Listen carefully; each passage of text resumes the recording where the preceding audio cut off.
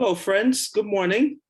This is Alexi Bailey, and I'm the host of the Tell It Like It Is podcast.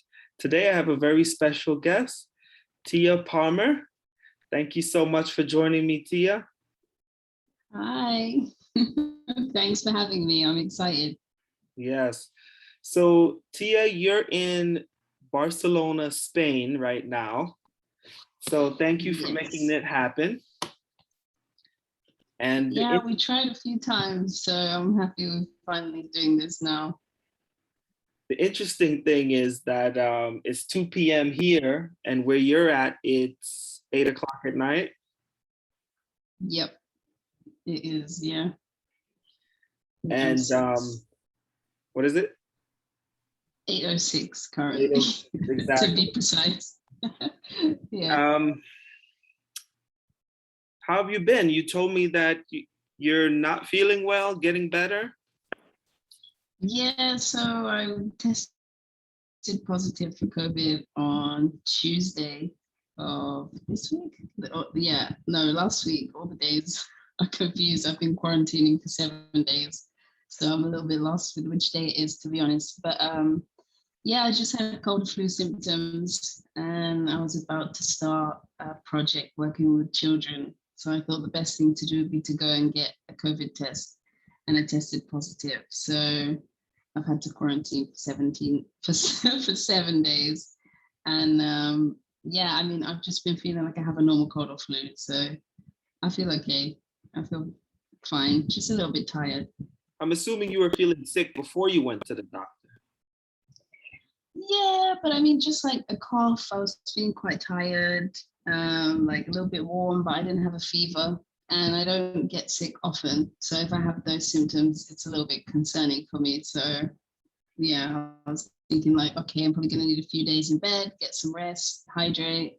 But since I was going to be working with kids, I thought I should probably just double check that I'm not spreading some sort of virus, deadly virus. Where do you think you got it from? I'm not sure, to be honest. Like, I was thinking about this. My flatmate had some cold symptoms, but he actually had COVID before. So he got tested and he's negative. So it kind of come from him. Also, we have a cleaning lady. She was off sick for 2 weeks. But I think by the time she came in to clean our house, the dates wouldn't add up that she would still be infectious. So I really don't know. I did go to a shisha bar the Sunday, the night before I got the symptoms. So it might have been there, but I was wearing a mask. Like when I entered the place, and then we were at a table, just 5 of us. One of them's already had COVID, but a while back, so she probably wasn't infectious. And I mean, when you're smoking a shisha, it's like you're inhaling, you're not exhaling, right? Yeah. So, and we were changing the mouthpieces. So I don't know. In the end, I was like, it doesn't really matter where it came from, like if you're gonna get it, you're gonna get it. And you weren't vaccinated? No, I didn't get the vaccine. Are you anti-vaccine, or you don't think it works, or? I'm not anti-vaccine, but I'm skeptical of the vaccine. I know that there's certain agendas that the powers of be have in terms of control of the masses and just trying to like watch where we're going and who we're interacting with and stuff like that. So I don't know if this is all part of that grand scheme. That worries me a little bit.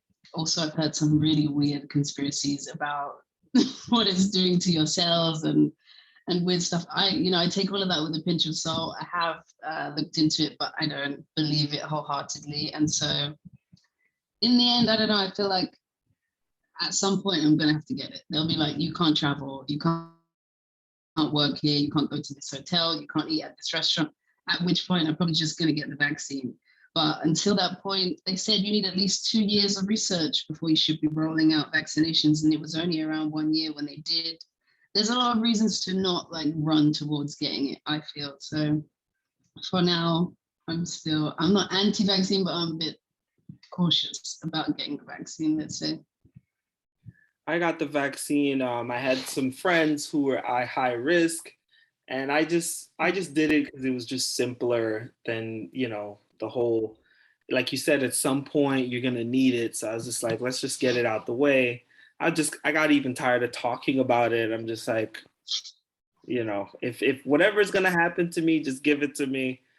You know, I was healthy before, and thank God I'm okay now. That's good. Yeah. Did you have any like weird symptoms when they gave you the shots? When I got the first shot, I definitely felt sick, but it wasn't even the same day. So let's say I got it on a Tuesday, and Thursday I was feeling like sick. So all of Thursday I wasn't myself. I had like congestion, like I felt like I was getting sick. And then by the weekend, I felt normal. So if that saved my life, I'm okay with it. I try to just I go along with the programming because at some point, it's getting really political, heated, and I'm just tired of it. I'm just like, yes, I did it. Have my little Yeah, card and all that. that's good.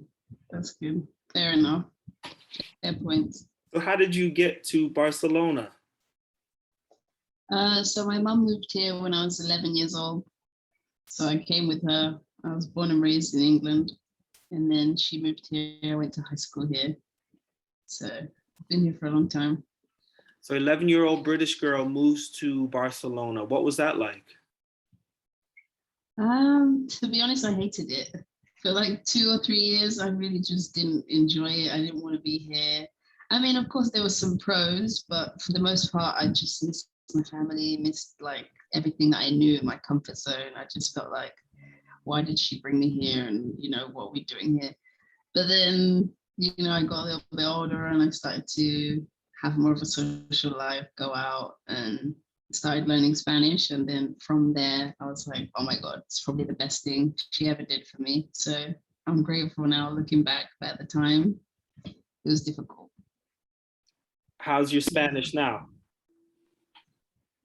Fluent, not native, but fluent. Okay. Why did your mom move? She got offered a job out here. What does she do? So she wasn't doing very well financially in the UK. She tried to start a business doing like Reiki and massage, kind of like alternative health in offices, business offices, and stuff like that. So she would recruit the therapists, and then she would send them to the offices, and then she would get deals. But it was a difficult time. She had a business partner, it didn't work so well. And then she got a call from one of her friends who had moved to Barcelona a few years prior. And he was like, we have a job for you if you want to come out here in sales. And she was like, why not? I feel like this is the right time. I'm trying something here, it's not working. Like, let's start new, start something else. And she did, and she did really well, actually. So it was a good decision that she made. I had another guest on who is passionate about acupuncture and Reiki. Did she continue with that? Um, Off and on, like she hasn't really done it business wise, but because she's a certified Reiki master, they call it. And she taught me how to do Reiki, and she also she's actually started to get back into it about a year ago. So now she has people come to the house and she does Reiki for them. She also studied hypnotherapy, which is quite cool. And now more recently, she just finished a course in NLP, neuro linguistic programming. Oh wow. And so her plan now is to set up some kind of practice involving these kind of things, which I'm quite excited about. I think it's definitely more her than the sales stuff that she was doing for years. So that's cool. Yeah, she has been keeping up with it a little bit. Okay. Yeah, now she's about to. And how has that influence been on you? The Uh,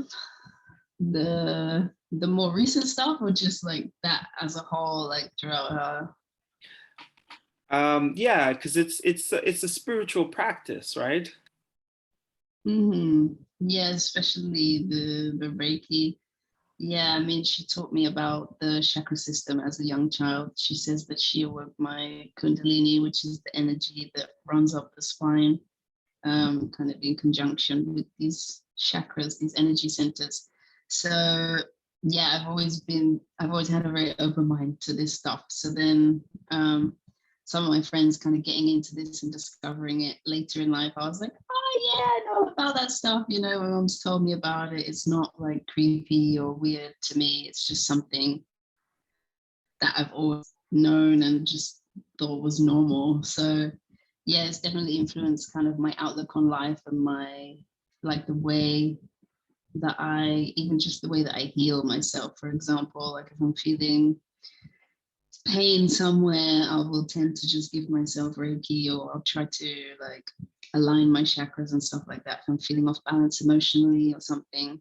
So yeah, it's definitely influenced my life quite a lot, I would say. So all illness comes from some disalignment in the body. Is that? I mean, it's one of those things, right? It's like it's arguable. I think a lot it comes from this misalignment a lot more than we would know, and that we would be able to prove with the tools we have in science, in modern day science. But each year they get closer and closer to really proving this with science. And so I believe that, yeah, it's a lot of it can at least, I mean, it works in unison. So the chakras are actually linked to the glands in the body, and the glands release the hormones and stuff like that. And then they connect to the nerves. And so when you look at it in that way, it really does work in tandem with science. It's not just the energy center, but it's all the cells in the body that are connected to that energy center. So that's kind of how my interpretation of it has become, like to try and fuse the two rather than seeing it like spirituality versus science. It's like, how can we like mesh the two together, you know? So in high school, that was your superpower. Actually, in high school, I didn't talk about it much. I just was kind of would do it, and I wouldn't really like. A lot of my friends thought it was nonsense, or I don't know, maybe I could talk to them about astrology and zodiac signs, but then when it came to Reiki and chakras, they started to get a bit like, I don't know about that stuff. So in high school, I didn't talk about it much, but it's something, yeah, like if, like I said, if I was in pain or something, I would put my hands on the spot that was hurting, and I would give myself Reiki without really explaining it to anybody else. And then it wasn't until I went to university in Milan when I was 3, I think, that I had kind of like a spiritual awakening type experience. And I was like, whoa, all of a sudden I started connecting a lot of dots of all the things that my mom had told me about. And then I started doing my own independent research and really like discovered how deep the rabbit hole goes with this stuff. It was great. It was great. It was a little bit later in life, though. It was more at university than it was in high school, I would say. What did you study in college?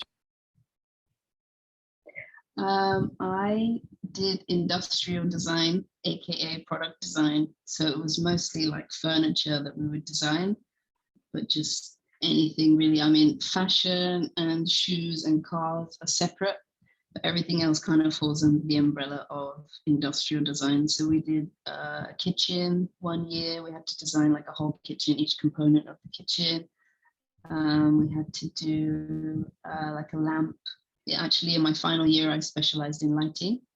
So we did, yeah, some cool lamps, exploring the concept of the boundary between light and dark. And I think that during that project, that was really when I started to ask questions and just look deeper, like exploring the boundary between light and dark. That question really just had me like, okay, wow. So like, what even if I ask myself, you know, like and then I was looking at physics and science, and they still can't really explain what light is. And I was like, okay, so this is very interesting. Then what other interpretations? And of course, when you're trying to look for a concept, it should be a little bit abstract. So I'm looking at, okay, so let me look at what does the Bible say? You know, this light within and this light, you know, God said, let there be light, and there was light. It's sort of like the beginning point, it's the essence of creation. And then I started to really get into more spirituality and the chakras and stuff like that. The fact that the chakras are split into the 7 colors of the colors of the spectrum of light that splits when it goes through a prism. I was like, wow, just a lot of dots started to connect for me, and I really started to understand a lot of the things that I felt intuitively better by hearing how other people had explained them. So it was a very, very cool project at university. There is a connection between the science of physics, you know, the conceptual idea between light, darkness, and spirituality. And if you have a deeper understanding and you're able to connect those dots, it's like a philosophy kind of thing, and apply it to your life, you know, like the power of light and all of these things, you can really gain a lot from it. There's a lot of as below, so above kind of figuring in philosophy and these things. So you graduated university. Did you do any design? I didn't graduate, sadly. That's why I haven't continued in design. But I made it all the way to the 3rd year. I had there was a slight family crisis that happened, and excuses. Everybody has stuff going on. Like, I probably could have pushed through and retaken my final exam, but I just chose not to. Something inside me was like, you don't need that piece of paper to tell you that you're a designer, you know, like, you have all the knowledge right here. If you one day decide that you want to set up your own studio, if you're financially in a position where you're able to, then, you know, you'll be able to do that. Or if you have a great idea, at least you know now the design process and what goes into it and everything. You can then speak to investors and you can get the funding from them and you can start up something. But no, like, because I had this kind of awakening right in my last year, what happened was I kind of just, I started to reject all things material realm, and I just decided I wanted to just be on a spiritual path. And I was a bit fearful because I read up on all this Illuminati stuff and what I was touching on earlier about the powers that be and their agenda. And I was a little bit like, okay, so what now? Like, now I know that, okay, basically the government is not a conspiracy. They don't care. Everybody knows that. The large corporations that are feeding us essentially poison and cardboard coated with high fructose corn syrup so it tastes good. They don't care about us either. They're just driven by money and power, essentially power. And they're all like addicted to power, and they're high on power, and they're not seeing clearly. And so they're making poor decisions, and it's affecting all of us. And I was like, so how do I escape this bubble of this torment that is happening? I started freaking. I decided to, well, first of all, I got scared and I just didn't want to leave my house. And then, and then I was like, no, this is not good. Let me be proactive about this. Like, how can I make a change? How can I do something to, I don't know, at least to get other people to start discussing this with me? Because a lot of my friends were like, oh, yeah, so what? Like, we know this is happening. And I was like, no, we have to do something. Like, we have to do something. This is ridiculous. So I decided that I wanted to learn how to go off grid, basically, and like just buy some land, build my own house, and not be dependent on large corporations like the utility companies, you know, the electricity, the water, the sewage. Internet's a bit of a difficult one. I probably still would want internet, I'm not gonna lie, but at least the main, like, your base is covered. So I took a course on natural building, and then they showed me how to build 3 or 4 different types of structure from natural and recycled materials. I don't know if you've heard about earthships. Have you heard about those? Earthships? Yeah, they're very, very cool buildings. They're it's basically what I'm describing now. So the building's made from natural and recycled materials, and it's a whole ecosystem that's created within it. So you're catching the rainwater, then you're using the rainwater in, for example, the sink, maybe to wash your hands, and then you can recycle that through a filter for the shower. And then after it's been through the shower, it goes into the toilet.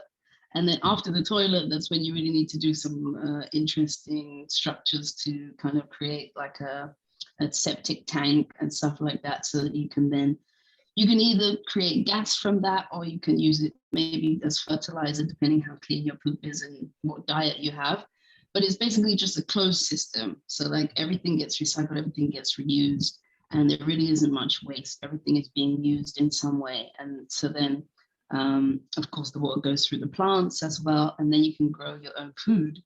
And that's when the permaculture aspect comes in. So I learned how to grow food in the most sustainable and sort of eco-friendly way, where you're really maximizing the space that you have in order to produce the most amount of food in the small space in the least damaging way for the environment. It was very, very, very cool. And this is still my dream. I just need to get the kind of money together. I have a figure in my head, and the first figure, I'm at about 66%. So I still have a little way to go. But this is the plan: stay in Europe, make some money, and then kick rocks and go, and live off grid and live my dream, grow my food, eat off the land, eat what I grow what I eat, and just be at peace. Be at peace and stop supporting a system that I really don't think is taking care of me in the way that it should, So I'm not sure if I went on a huge tangent there. No, that was perfect. That was absolutely perfect. So where would this house be built? This is another decision I have to make. It's difficult because there are a lot of countries that have made this completely illegal. Like, unless you're connected to the government sewage, they just won't have it. I mean, you can just about get away with the electricity and the gas in some countries, but the sewage is a big no-no. If they catch you and you're storing your own sewage, they'll give you all kinds of lawsuits. And I'm just like, can you just leave me and my poop alone? Like, why are they so concerned with my poop? But of course, like, it can spread disease and stuff like that. I think, like, it's, if it ends up filtering into somebody else's garden or something, like, it can be a big problem. But I really don't understand why it's so illegal. That's another thing that really gets you questioning, like, why would they fight so strongly against people doing that? It would be way more sustainable for the planet at large. So I don't know. I've heard there's a village in New Mexico, a guy called Mike Reynolds. He is a pioneer in the earthship industry in the community, in the earthship community. So he has like a whole village of them there, and if you go there, you can volunteer, you can help them to build the structures, or you can build your own structure through them. They provide plans for you and stuff like that. So that could be one place, although United States, I don't know if I would really want to go there. There's a few places around Spain where they have these types of villages as well, but I'm not sure I would want to be part of like an intentional community, or if I want to like start my own, rather than joining somebody else's. I don't know if I would just want to like start my own, because then I would love to have like a wellness center off the back of that as well, which is great. My mom's starting to get back into that stuff as well. I'm hoping we can collaborate in about 5-10 years. So she wants to go with you. Well, I told her about this stuff a while back, and she was like, yeah, you know what, that sounds great, but like, is it really possible? Like, how are you going to make it happen? And then, once you're there, aren't you kind of trapped? And I was like, how could not paying rent be a trap? Like, it's just, it sounds win-win no matter how you look at it. But I think she's thinking of these intentional communities where, you get there and you don't have to pay rent, so you don't really feel like you need a job. And then what happens if you want to travel, or if you want to leave this community? Like, you don't really have the means to do that. So I explained to her my plan is to start some sort. Obviously, you start growing your own food, and then by the time you have surplus, you can also start to sell to neighbors and stuff like that, or at a local market. Small piece by piece. I do tarot card readings. I teach English. There are things that I can do from home to make money, and it's not like I'm stranded out in the sticks with no means to get back into society or civilization if I want to. So are you definitely doing, or is it still a maybe? For me, it's 100. It's like if I do nothing else in my life, like that's what I want to make sure I do before I die. But I know that it's quite a big ask, So like how much with would my you current need? situation, it's gonna take time. How much would you need to take off right now? Well, Not including your to savings. talk Like money, how much would a person need to take off right now? I've seen some of these earthships being built for like 12,000 euros. It just depends, some of them they call them tiny houses, Hmm. and it should just be one room. It depends, how you want to go about it. I've seen some people that get shipping containers, like used shipping containers with rust. They basically give them away. You can get them for as low as $1,000 for one of these, like I can't remember exactly the dimensions, but they're quite big. I mean, probably the size of this room, Right. and you can easily start with that at least. So you get your land depending as well where you're going to buy the land. I've seen some plots of land for 5,000, pretty decent plots, not too far from a river, just in case you don't get enough rain, because you've got to consider that as well. Like, where are you going to be living? Is there enough rain? Ideally, you'd be near a river. So I've seen some plots for 5,000. Then you get your shipping container, that's another 1,000. And then of course, things will add up, costs will add up. I did do part of the permaculture course was to do a plan and budget and everything. And in the end, my sort of semi-dream plan for my startup was about 23,000. I've seen people do it for as low as 12,000. It's definitely possible. It just depends, how luxurious you want to be and stuff like that. Absolutely. Now, to be perfectly honest about where I'm at, like everything you've said, like I more or less went through the same thing. And I would love to move to a place like that. Um, but I think for me, I have like a rescue mentality. Like I'm staying here because I want to rescue people. Like I Yeah. could easily live out my days somewhere and just say, "Oh, I don't care. Those people are lost or whatever." But I'm like, I feel like, I don't know if it's my humanity that's like, I want to rescue people, you know? Yeah. Yeah, I get it. I get it. And it's important. And the world needs more people like that. I don't know, like I have debates about it in my mind. Sometimes I'm like, yes, we have to like wake people up, we have to save people. And then I'm like, is it my job though? Like, this is really stressing me out, and people will wake up when they're ready. Like, sometimes it doesn't matter how hard you try. Like, you can exhaust yourself. I did with my family and a lot of my close friends. I even lost some friends over it, like just really trying to gently suggest certain things and slip little suggestions their way that they really just were unresponsive to. And then I reached the conclusion that, there's only so much I can do in that regard. Of course, it's very valiant to continue trying, though, and I would never say that that's a bad thing.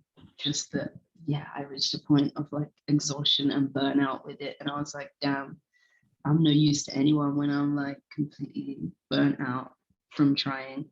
But yeah, I agree. I mean, don't you think you can do it online though, like from an earthship somewhere? Just put out Yeah, for YouTube sure, videos or for sure. whatever. I think I would also get bored. Like I'm in a place now where like I would love to like make connections, visit people, give talks and like travel and like, you know, I don't think I could just farm all day and just sit around.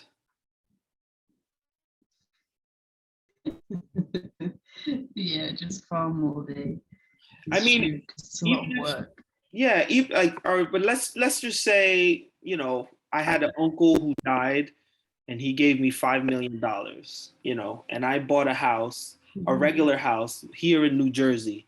It's the same thing. Like, I wouldn't want to sit around the house either. Like, I wouldn't want a regular job, but I would find projects to try to help people and do stuff and, like, be engaged in the community, so to speak.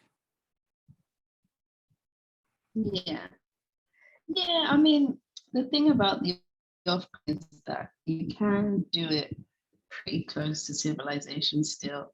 And I definitely wouldn't want to like just like go there and never come back because I'm quite close to my family. So I'd definitely be visiting them.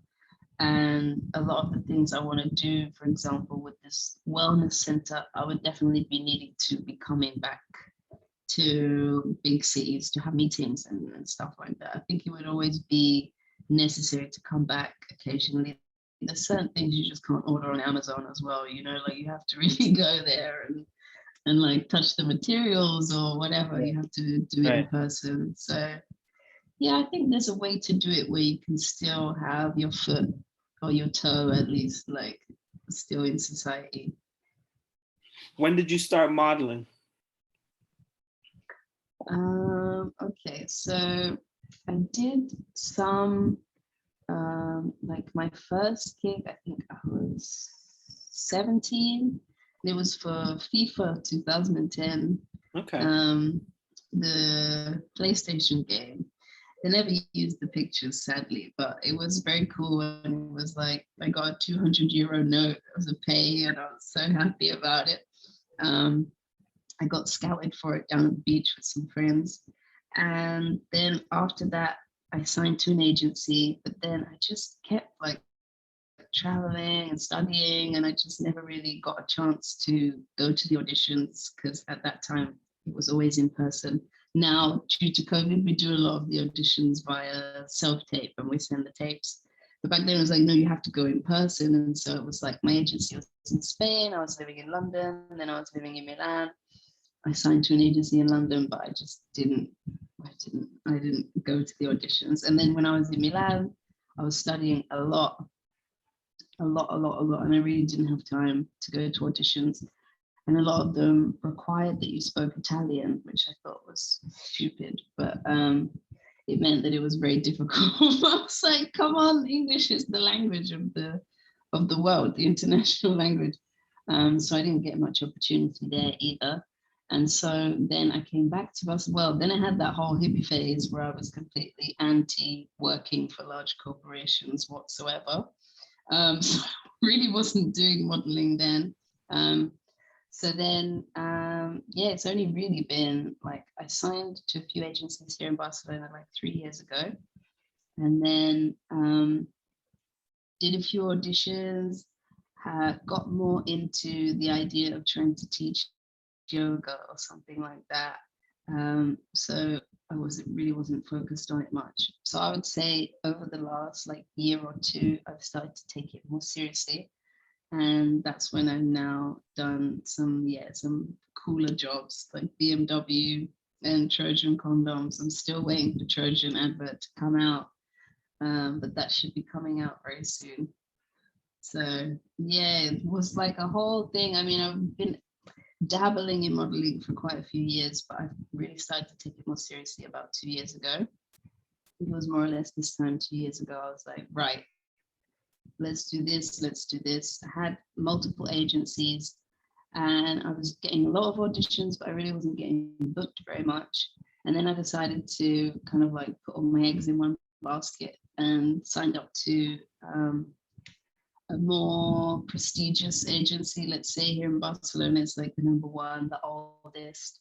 So I signed with them and then I booked Trojan within like 2 months. So obviously now with COVID and stuff, things are a little bit strange, but Right. but yeah, things are still moving with that. So hopefully I'll get some more work with that soon. But I do like to have multiple streams of income. So the modeling thing isn't my everything. I like to have it as, something along with the other things in my portfolio that I'm doing. Well, I did see the BMW commercial, and you were really prominent in there. Do you think so? Yeah, Thanks. and you'll. Thanks. It's I'm sure very you'll quick do well. flashes. Yeah. Um, yeah, I'm sure that I think you have that look, and I think Mm. I'm sure there's not many people of color, and you have the locks, and you have a international look. I feel like of Hmm. color and Yeah. international look, which is like they can you can almost be with the white girls and still be the black girl and mix. I know that modeling is not it's not progressive, but they want to present as progressive. Yeah. Yeah. But you There's kind of fit definitely into not. that niche where it's like, oh, we have Tia, look, and you're still like, She's got locks and she's black. Yeah, I know. What's here? Yeah, exactly. I So think I so. think you're a good fit for that, for sure. I wouldn't be surprised if I saw you in my magazine soon. Yeah, fingers crossed. It'll be very nice to get that going a little bit more, get those savings, get my earthship, know. Yeah. Yeah. And I think as a model too, it's a platform within itself. Mhm. Yeah, definitely. You can do a lot of things off of the back of modeling, just kind of through getting a name for yourself, the connections you make. When I was on the shoot for the BMW, I was speaking to the director personally. So that's somebody, in my contacts now, just in case of any future things that I would need. I know I can contact them and some of the production team as well. So yeah, it's good. There's a lot of things that you can do off the back. A lot of models. I mean, look at all right, she's a musical artist, but Rihanna, for example, all the things that she's doing now. She's Right. got the skincare and the the Fenty underwear and Savage, what's it called? Savage. And once you start, it can kind of snowball and you can really like get your foot in the door with a lot of different people. So yeah, there's always different avenues you can take from it. It so we're in an interesting place, right? Because I think Western civilization brought with it a lot of conventional science things, and a lot of things that Egypt had figured out. Like all of a sudden, it was like, hey, we discovered gravity, and it's like we already had all of these things figured out. So it's kind of like a rediscovery. So the Reiki and Mm. all of these things, I'm sure, were already figured out, and because they kind of bulldoze everything, you have to start over. And most people, they're average, so they have a job, they do their thing, but they're not really thinking about the deeper metaphysical science and the spiritual earth connection and all of these complicated things. And when you think like that and you're open like that, it kind of makes you the weird one. Yeah, definitely. Absolutely. It's strange how that works. Although I think that it's becoming a lot more, it's like almost trendy now to have these thoughts and beliefs. So, all this like woke community and all this, which I mean is great because you as me really want to like promote these ideas and get people discussing these things and get people thinking about that. So I hate to poo-poo the fact that it's trendy because as soon as it's a trend, it does mean that more people are exposed to the information, that more people are asking the right questions, people are diving deeper. But you do have to, it does beg the question, like, how deep are they going? Like, are they just like receiving the information and accepting it, or are they really like discovering it for themselves and feeling it? Because I feel like a lot of this information can be learned, but until you really like feel it and experience it, it stays at a surface level almost. Yeah, exactly. My mom was a conventional Protestant Christian from Jamaica. So she raised me exactly the same. You know, Jamaica is very much close to the crown. You know, I spoke good English, and you know, we wore European clothes, and I wasn't raised to question much. You know, we have white Jesus, and we just kind of making the best in this surviving world kind of thing. And little by little, a lot of things just didn't make sense to me, you know, like sitting inside and watching TV, eating unhealthy food, drinking alcohol, like getting sick, you know, then you're overweight, you know, you're not connecting to people. Like I felt after a while, I felt like I didn't need a Bible or a doctor to tell me something was off. So it was pretty much common sense. I'm just like, something's not right here. And the more I try to understand and make connections and piece it together, I little just got deeper and deeper into my journey. Mhm.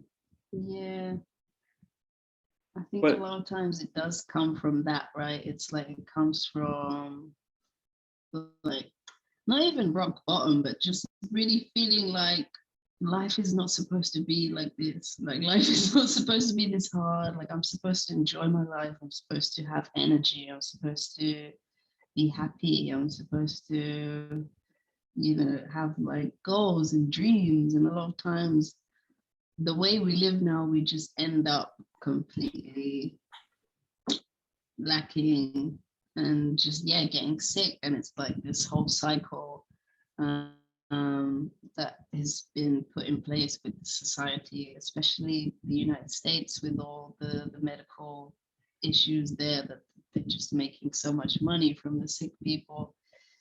It's I hate to think about it. Like it really makes me angry.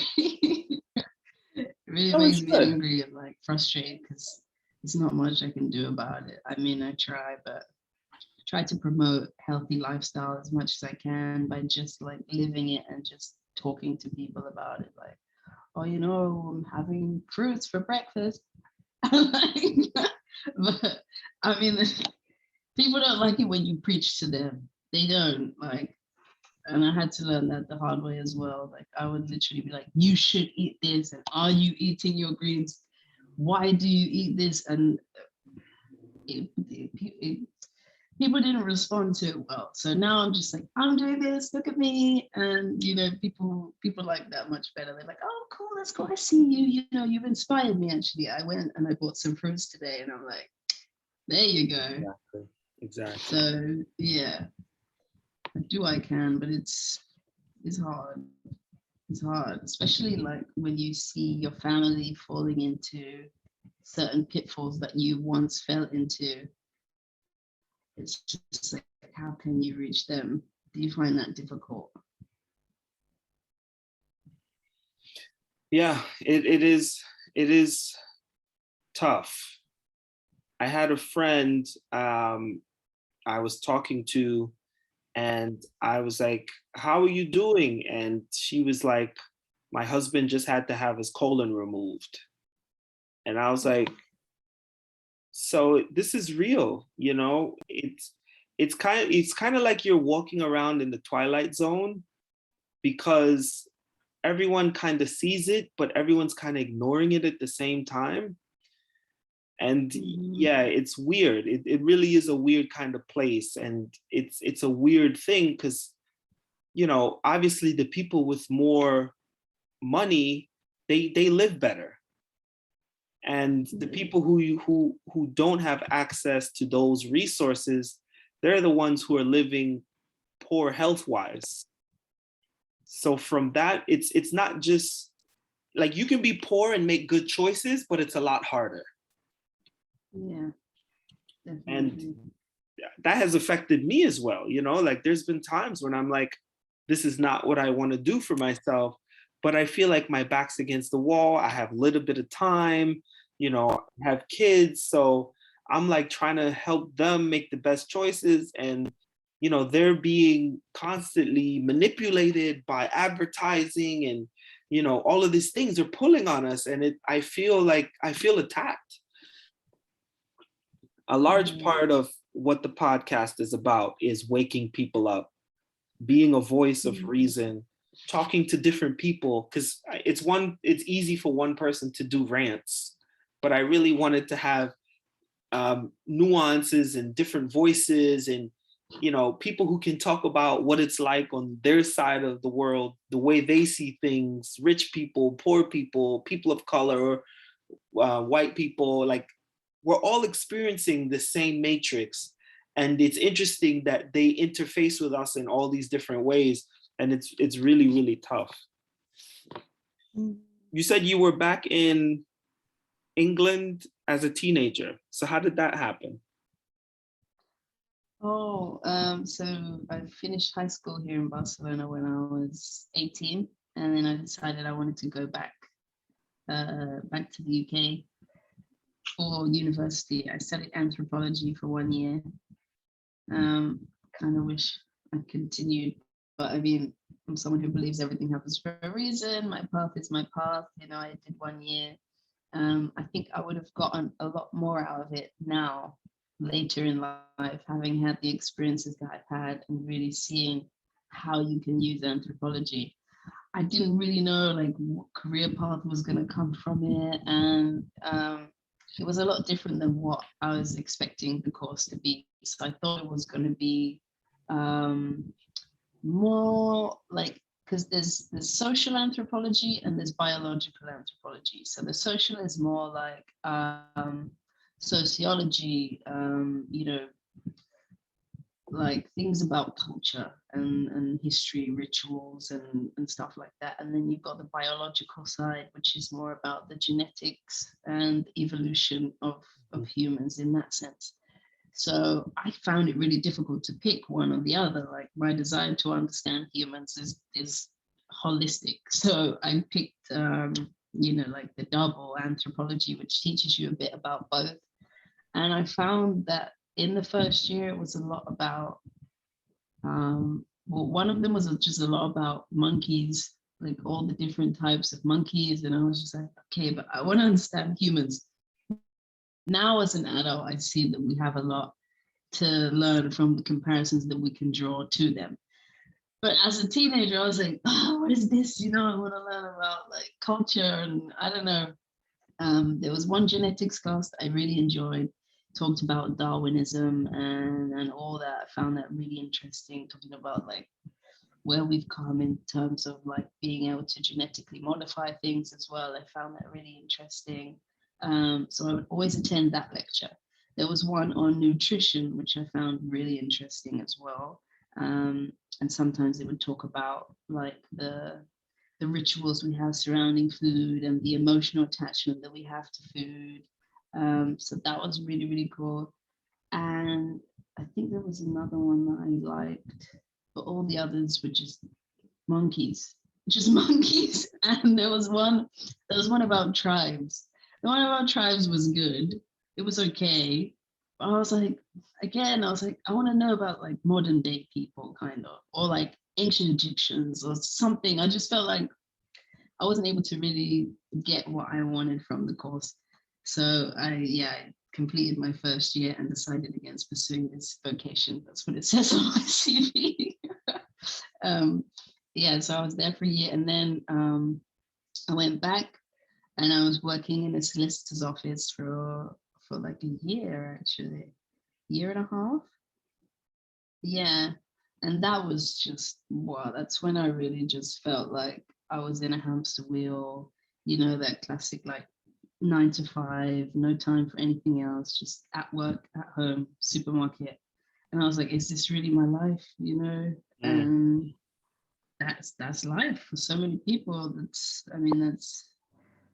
That's the reality. And some people were like, yeah, Tia, just suck it up, that's life. And I was like, no, I can't. Like, oh, there's no way. There's one quote that circles the internet. There's no way I was born to just pay bills and die.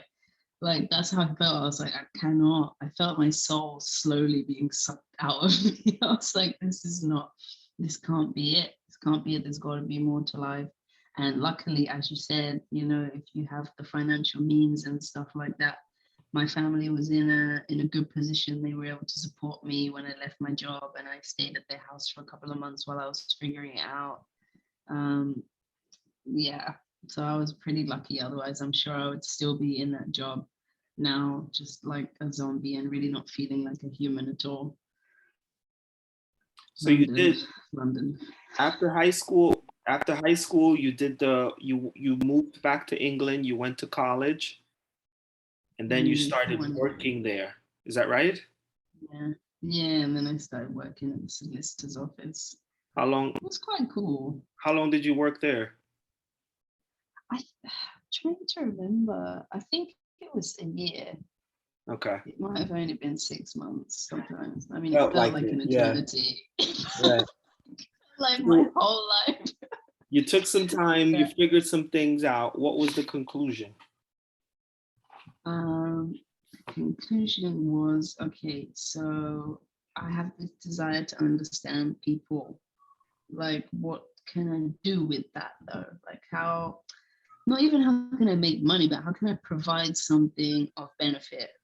You know, like how, just because I like to understand people, that's great. So what am I going to do? Like, just take a camera and go and travel the world and like visit tribes, which would be really cool. But I wasn't really ready to do that at that point. I would love to do that now, but at the time that wasn't really my goal or my vision. So that's when I started looking into courses at university again, and that's when I found industrial design and thought, so I can do the market research, I can figure out what people want, and then how to get it to them and produce products and services that is going to be of benefit to them, provide them with something. But yeah, then obviously left hippie model. Here I am now. No, did Feeling someone like I talk would you, love to design products. did someone talk you into that, or you just came up with that on your own? With the industrial design. Yeah. So, okay, I basically was sitting and like at the time I didn't really exactly meditate, but I had my own way of kind of like really going within and asking myself questions and processing the thoughts and feelings that I was having. And I was up late at night for around a week, just really kind of like, I guess you would call it like racking your brains. Yeah. So I'm like, oh, right, what do I want? What is it that I like? What is it that I don't like? And then I started making lists of things that I enjoy, like what was it that I enjoyed about the anthropology course? What did I enjoy in high school? Like which subjects did I enjoy? And I really love science and I really love art.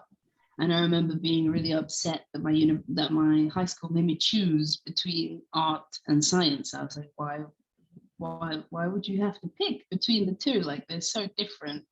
But they put them on at the same time, so you either had to do one or the other. Um,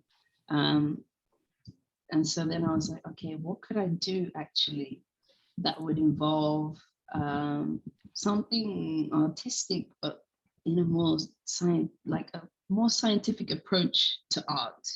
Because I'm not really a fine art painter, although I do have a painting like right here. Now in life I'm starting to paint, but I've never really been someone who's like a fine art painter. Sketching is something I love to do, but I would always prefer to do it measured and calculated. So like with rulers and calipers and stuff like that, like perfect, like hyperrealism and stuff is the stuff that I really like in art. So I was thinking like, yeah, what exactly can I do? And I thought my art teacher at school told me graphic design. And I think that's probably where I started. And I was like, okay, so what about a graphic design course? And I thought, that could be cool, you know, make websites, make like maybe some magazines. And then I guess it was when I was looking at one of the universities that did graphic design, I saw product design and thought, whoa, like one of my idols is Steve Jobs and, you know, Apple. And so I thought, wow, like he was basically an industrial designer. And then it's like, this is like being an inventor. This is like being a magician, you know, like you just think of something and then you just manifest it into the physical realm. And it blew my mind. I had shivers all up and down my arms when I found the course. I was like, this is the course for me. I know it's the course for me. I felt like God was calling me to do it, you know? So yeah, it was cool. Yeah, it was interesting because no one in my family has done anything like that. And it did seem a little bit out of the blue, but when you think about it, I always have to explain it in job interviews. They're like, so you went from anthropology to product design. Well, yeah, actually one of the modules on the course was anthropology. So as part of the product design degree, we had to take a module in anthropology. It's very important to understand humans, the dimensions of humans, and as I said, what they want, the way they behave. It's very important to study and analyze that in order to design good products that are actually going to be of benefit to them. So the two link quite well, but yeah, it's a shame that now I'm not really still doing it. The main reason is that when you take an internship somewhere in a design studio, they want you to just do the computer-aided, the CAD, the computer-aided design. So like the building the products on the computer, like that's, and it's a lot of hours just sitting in front of your computer, like really staring intensely at the screen. And you know, I just didn't feel like that was what I wanted to do. Yeah, sadly. They Tia, don't really allow you to make decisions. Tia, let's take a Sorry. brief break, okay? Okay. And you rejoin Yeah, us for wow. part 2.